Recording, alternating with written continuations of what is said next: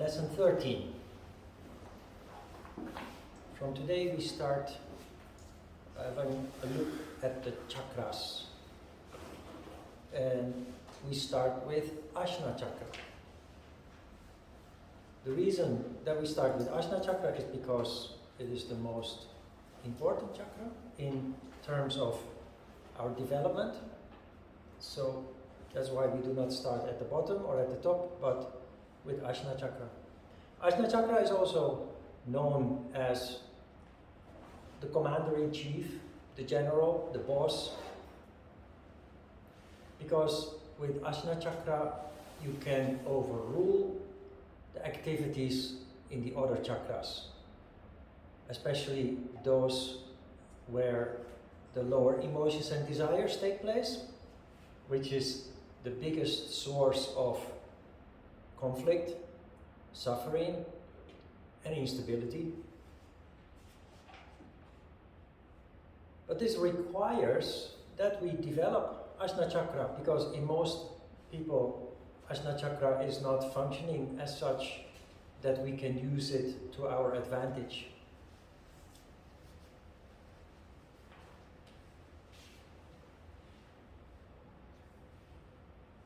The function of Ajna Chakra is the mental will, reasoning, intellect. It gives you the power to understand things in a rational way. When the chakra is in sattva, it expresses itself as observation. Ajna Chakra is what we call the sixth sense. Intuition, presentiment and telepathy find place in this chakra, but only if there is sattva, harmony between Shiva and Shakti energy in the chakra. The physical manifestation is the cerebellum, where intuition is located. These are the small lumps of the brain. Now the first sentence in Sattva Ajna Chakra manifests in observation. That is when you're daydreaming. You remember what it feels like when you're daydreaming? When you're daydreaming, you're in fact contemplating. Not yoga contemplation, because yoga contemplation is controlled. You build that up by going through certain techniques so that you end up in a contemplative state. Daydreaming happens by coincidence, when the circumstances are favorable. It happens on a nice spring day when you are in the swimming pool or in the park, or when you're sitting on the bench having a nice ice cream. It happens sometimes when you sit in front of a window and you're just looking out in the street, or you see the wind blowing through the trees, moving the leaves. It's those dreamy moments that allows you to get a deep grasp, to grasp the essence of things in general, in life, or typically problems that you are dealing with. There are parents and teachers who punish their children when they are daydreaming, because they are of the wrong belief that daydreaming is useless, is wasting time, while actually daydreaming allows children to grasp the things that they are learning, for example. Memorizing theories does not mean understanding it. It is in those moments that you daydream that the dots connect, that you start to understand what it actually really means. That is why in Western countries, especially, children go to school only 4 hours per day. 5 hours per day, and the rest of the time is playtime. You play. Why is this important? Korean people admire the education system of Finland, right? There are many articles in the media about the education system of Finland. Finnish students achieve remarkable intellectual results. And yet, the emphasis is on playing, not on rote memorization. And the hours spent in the class are minimum. There's lots of time to play. If you only study without allowing time to settle down, you become mentally very heavy. So there is a very large mental presence, but no room for creativity, no room for insight, deep insight, for grasping essence of yourself, of the things that you learn, of life in general, etc. So we need to find a balance. I think Korean parents also more and more catch on to this concept, looking abroad.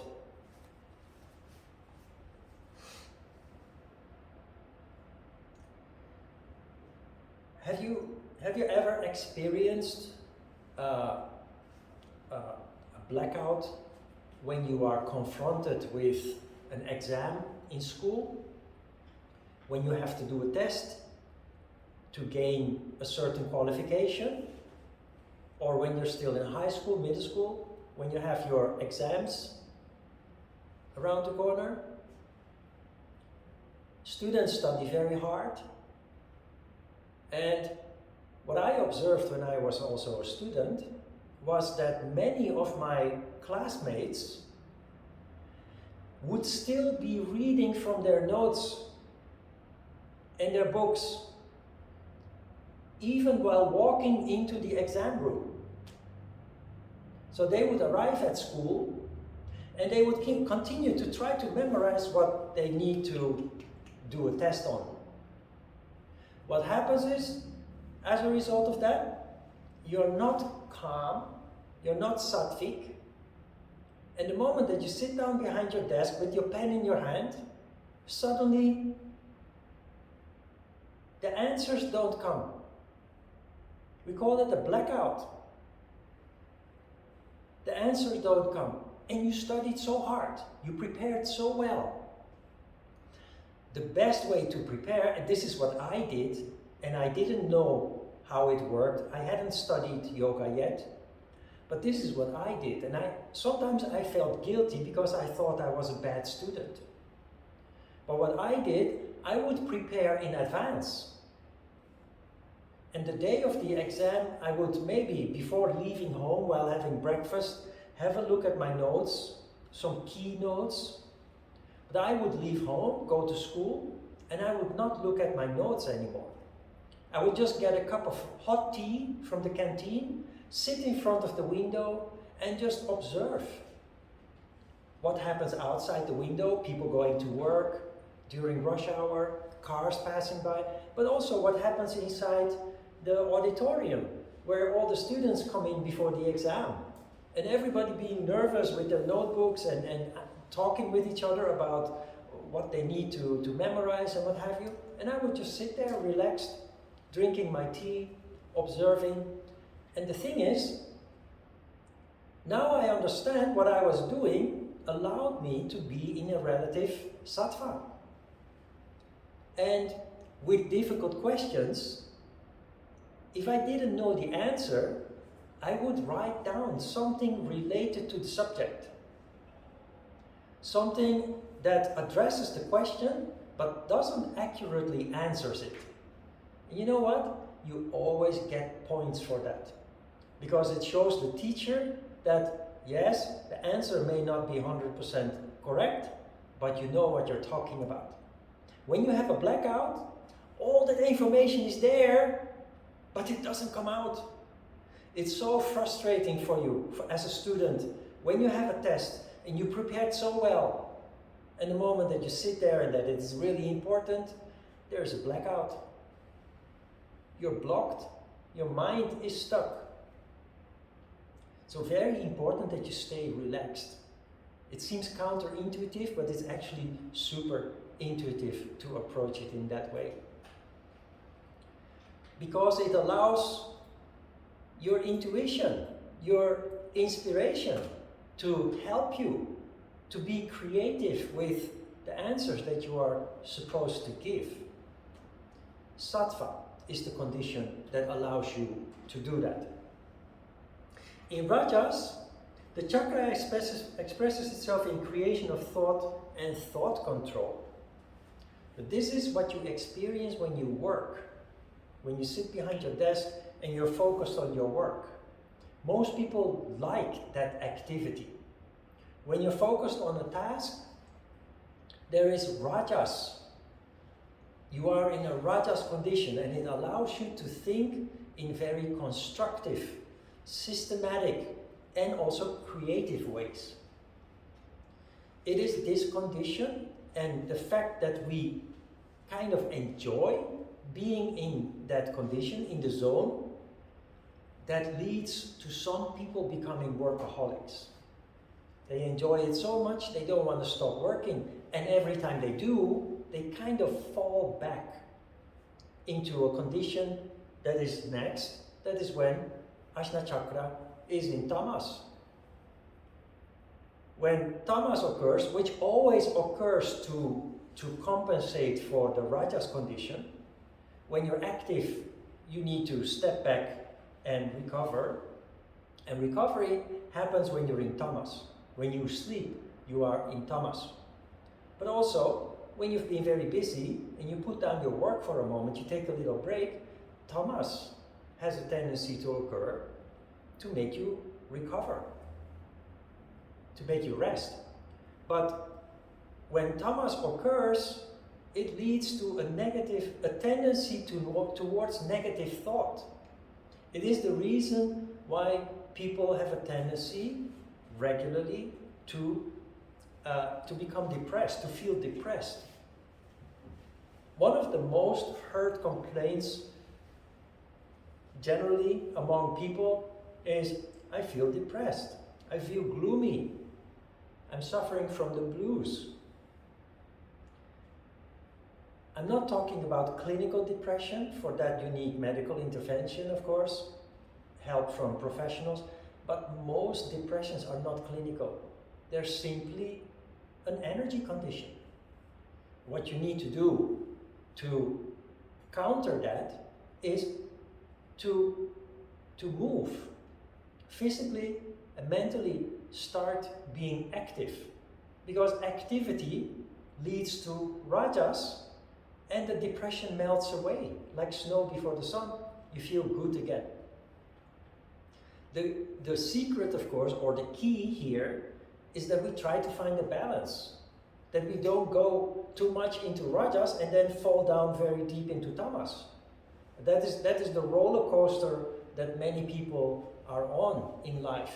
Busy and then being exhausted, so having to take a break, having to take a rest, needing to recover. What we try to achieve, based on this knowledge, is that we try to find a more balanced approach, so that the swings between tamas and rajas are not too big anymore.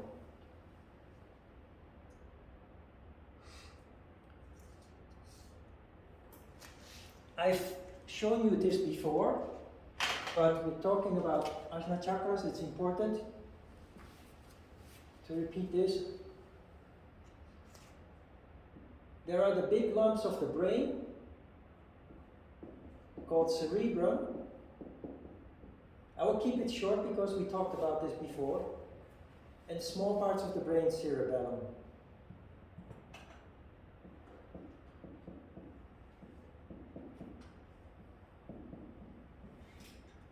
Everything is energy. Energy is limited. There's only a certain amount available. If through focus on mental activity, all your energy is concentrated in the cerebrum, which is the condition of the modern human being, subject to systematic education, mental training. If all your energy is here, there's not much energy here.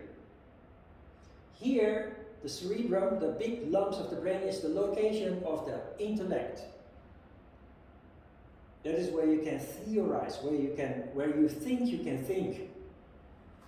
But the real insights, where the dots connect, where logic appears, takes place in the cerebellum. Ancient people, in Korea also older generations, the older generations in Korea before the war, some of them are not even able to read and write. So their intellectual presence is very low, but they have a very strong intuition. They're very sensitive. And because they can't explain it rationally, because their intellect is low, superstition occurs. That is why still among all the generation there is lots of superstition. Mishin, superstition occurs because we are super sensitive, we feel energies, vibrations, but we can't rationalize it, we can't explain it. And this leads to fear. Things we don't understand lead to fear. That is what superstition basically is. The opposite of the coin is the younger generations who are very intellectually developed. All their energy is here, but they don't feel the energies anymore. They don't feel the vibrations anymore. Ideally, we have a balance in energy, what do you call it? Distribution, energy distribution of equal parts. That there is both energy in the cerebrum and the cerebellum. I mentioned before, what happens then is genius. So this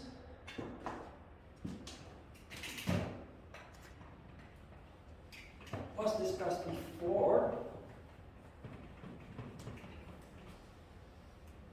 Another thing about Ajna Chakra, I mentioned it already. Ajna Chakra, if trained, allows you to overrule the activities in the lower chakras.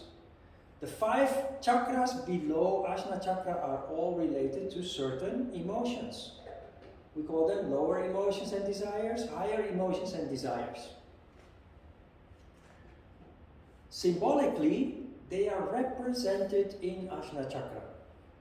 So, of course, physically, they are alongside the spine.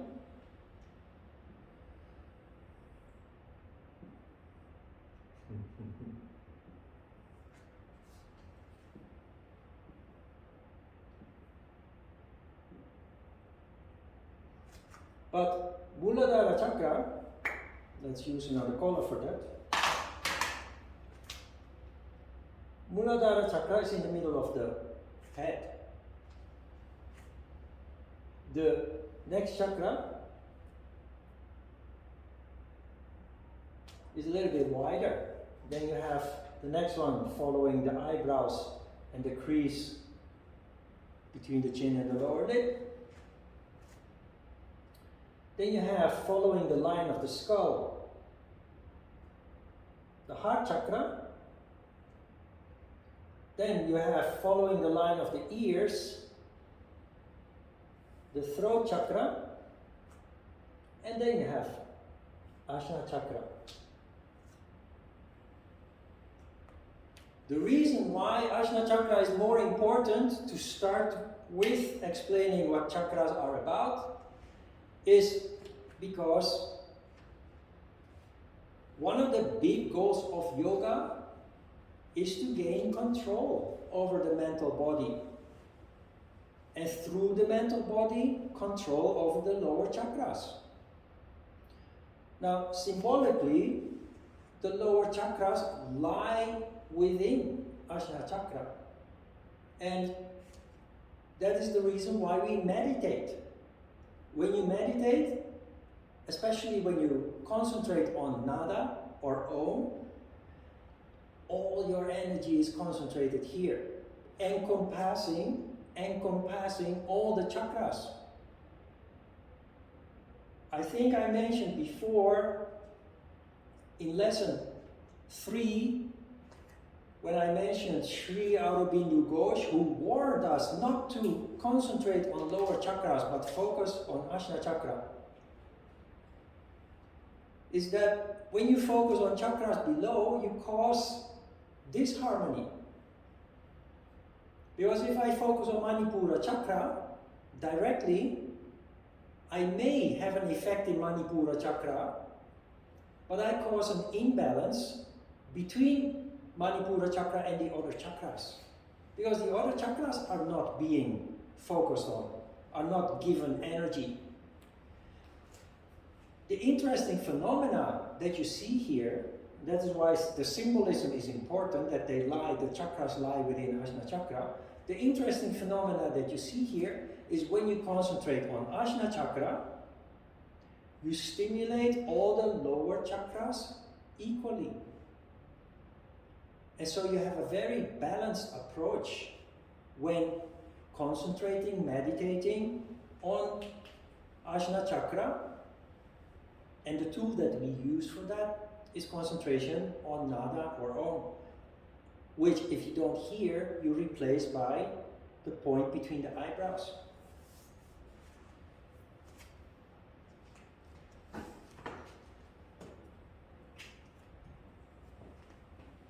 And as you probably understand now, is that when this harmony occurs, it leads to energy rising up, which then stimulates one level higher than Ajna Chakra, the crown chakra.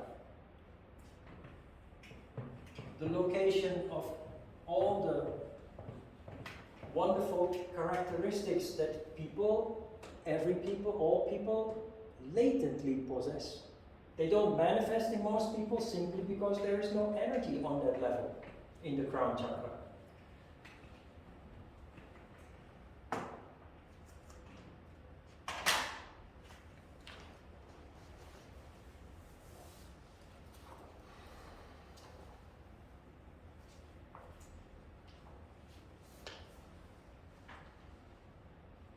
Yeah, something that is not in the handout. Ajna Chakra is the location where you rationalize information that you receive. What kind of information is that? Information from the lower chakras. When you're emotional, when you're angry, when you feel fear, when you are in doubt, or when you are worried, which are forms of fear, when you feel desire, or greed, or when you are very ambitious, all these sentiments are feelings that most people do not consciously pay attention to. As a result of that, not paying attention to those signals, we end up in complicated situations. We end up in conflicts. We end up doing things we later regret. If you start working on Ajna Chakra and become more and more alert, as a result of your yoga practice and meditation in particular, you actually start consciously paying attention to those signals. You start translating them. You start interpreting them. What does it mean? Why do I feel anxious today? What is it that I'm afraid of? If you can rationalize it, it will prevent you from acting, sometimes causing things to get worse. It will help you to make a balanced decision. And instead of making things worse, solve an issue that needs attention. But not only the lower chakras are rationalized, the signals from the lower chakras. Also, from the crown chakra. The crown chakra is the location where wisdom occurs, which is a sentiment, is a deep feeling of understanding, of grasping the essence of something. That is wisdom. Vision, a vision of the past and a vision of the future, takes place in the crown chakra. But it is a feeling that only becomes valuable information if we develop the skill first to sense it and then to interpret it. And the interpretation takes place in Ajna Chakra. If I have a sentiment, when I teach based on inspiration, which is in the crown chakra. That is why every lesson is different. That is why every lesson, even about the same subject, is different. If you look at this lesson 1 year ago, the outline of the story is the same, but I present it in different ways because I teach based on intuition. I teach from the heart. Intuition is a sentiment, is a feeling, but I use Ajna Chakra to put it into words so that I can express it to you, so that I can use it in a constructive way. Otherwise, it just remains a feeling. So, you can see Ajna Chakra as a secretary behind the desk that has 6 telephones. 5 of those telephone lines are connected with the lower chakras. Sometimes one of those ring and will tell you something's going on with emotions, desires, what have you. Sometimes the 6th telephone line rings from upstairs.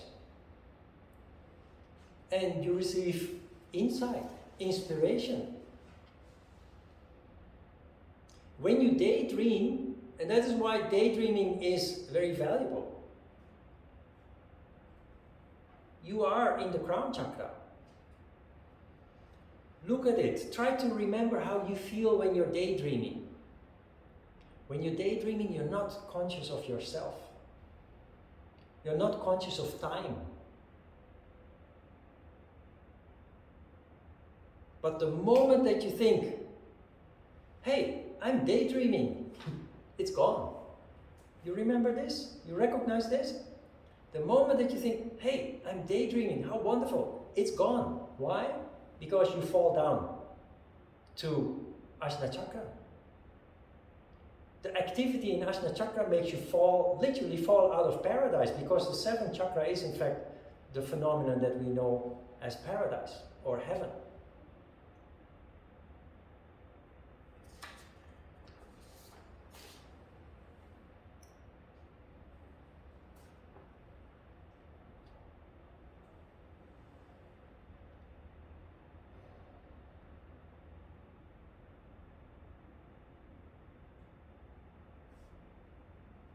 On page 2, the 3rd paragraph from the bottom, I mentioned something about people who think about you and care for you are a good cure for mental disease. And if you have looked at the handouts that I sent you, I included a file that is titled Pregnant Through Prayer. I found this article in a Dutch medical magazine from a Dutch university. And it immediately hit me when I was reading this. For one reason, I recognize what is happening here. But the other reason was the cynicism, the sarcasm with which the author wrote the article, showing that he didn't believe that this could be true. What is it about? It's called Pregnant Through Prayer, And it's about an experiment that medical scientists did in Korea, in the Cha hospital in Seoul. And they took a group of 200, I think, 199 women who received treatment to become pregnant. IVF treatment. The Cha hospital is famous for IVF treatment. They divided the group in two,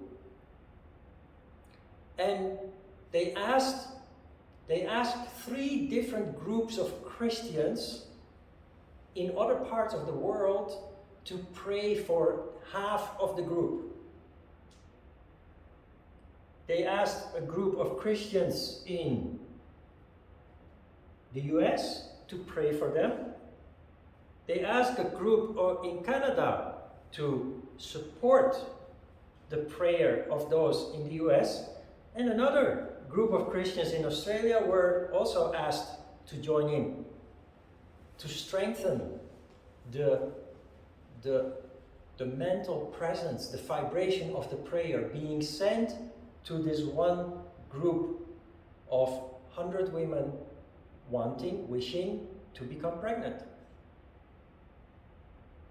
The other half of the group was the placebo group. They were not being prayed for, and they didn't know. They didn't know whether they were in the placebo group or whether they were prayed for.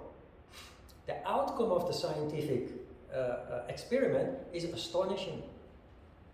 50%, if I'm right, 50% of the group of women who was prayed for succeeded to become pregnant, while the placebo group only 26% succeeded to become pregnant.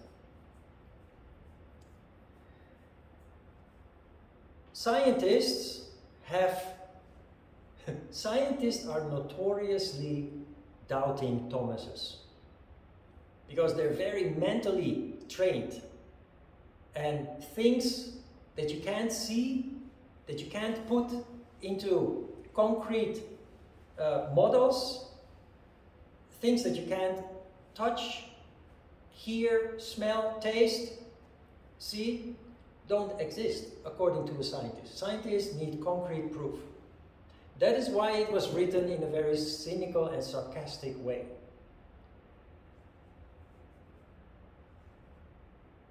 Why would they do that?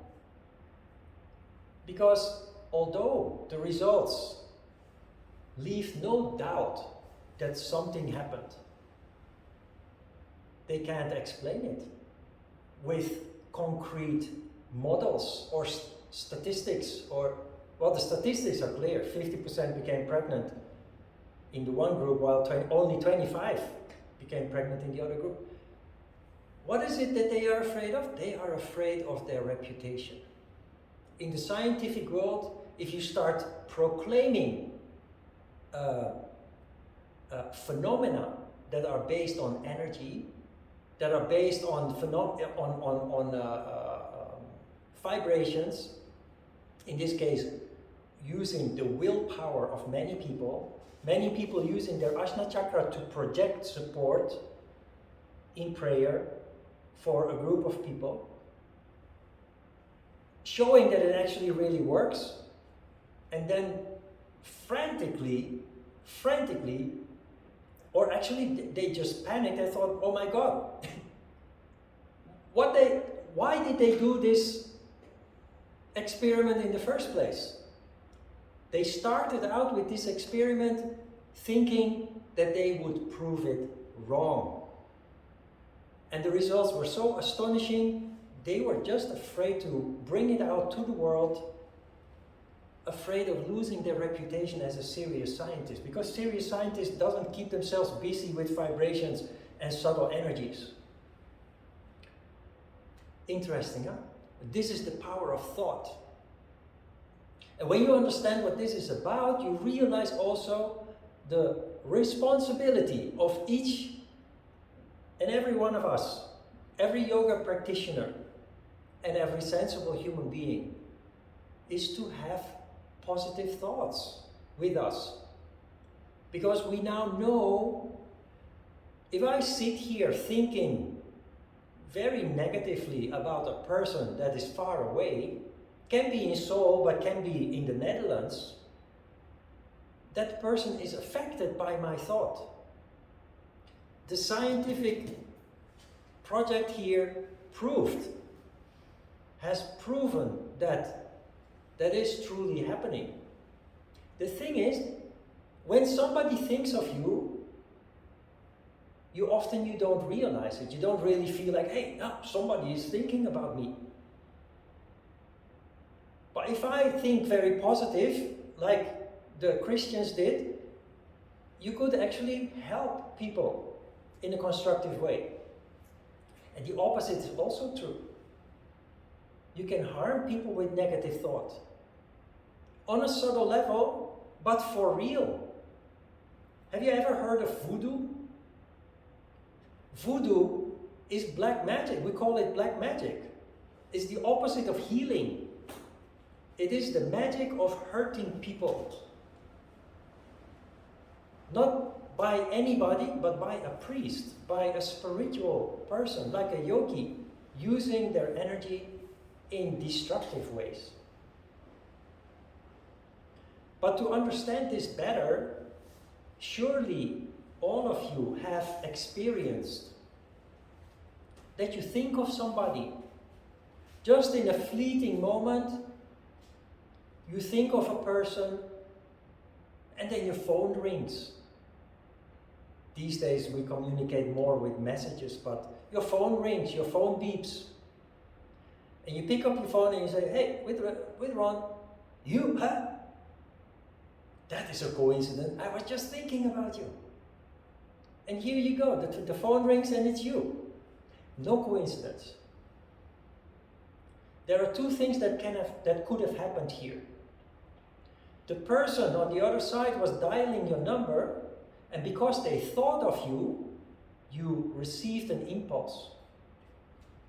You caught their vibration, which made you think of them. And then the phone rang. It can also work the other way around. The fact that you were daydreaming, thinking of that person, made that person think of you. Grab their phone and dial your number. These are no coincidences, and everybody has had these kind of experiences. They're real. And there is no limit in terms of distance. The connection is direct, as fast as the speed of light. If I think of somebody now in the Netherlands, which is 10,000 kilometers away, the connection is immediate. There is no time in between. That's the power of Ajna Chakra. When you have negative thoughts, we all do. We saw that especially when we discussed the first yama, non-violence. When you have negative thoughts, next time when you catch yourself having negative thoughts, realize that you're actually affecting people with that. And when you realize that, when you're aware of that, you naturally will want to correct that.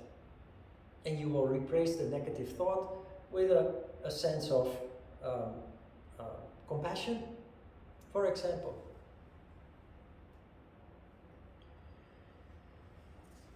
Good questions?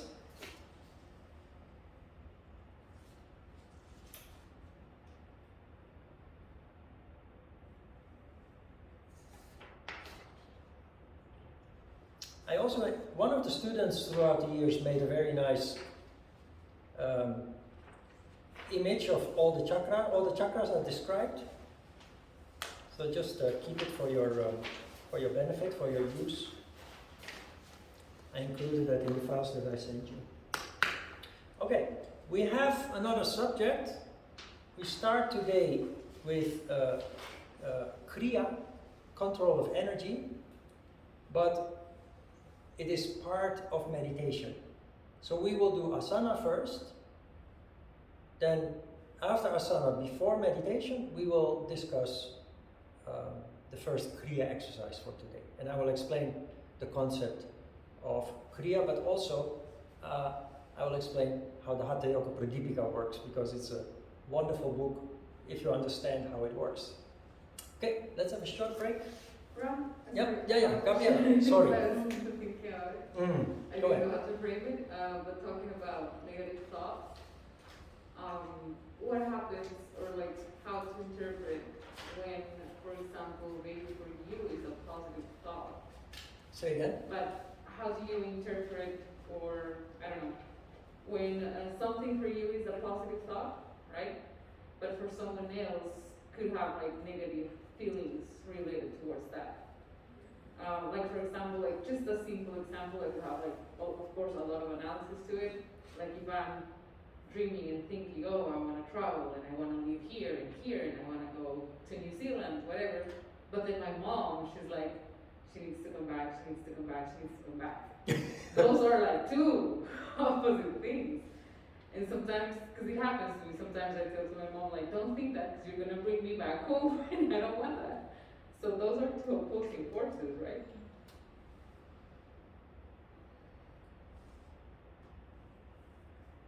Of course you consider your loved ones, but especially when you're on the spiritual path, in the end there's only one person responsible for you, and that is you. So you will naturally consider your loved ones while you go on a trip, because you know they will have concerns about your safety maybe. That is natural among people who are connected with each other. But you will not cancel your trip, or you should not cancel your trip to appease your loved ones. Why? That trip has a meaning and a purpose for you. There is a reason why you feel you need to do this. And that reason is much deeper than we often think. It's not just an adventure or a vacation. It is often a quest. Something that will help us to grow.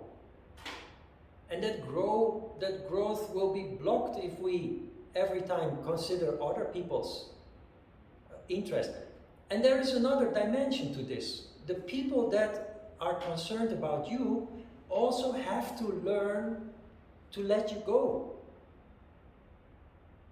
Understanding that what you are doing might be a little bit scary, but it's important for you.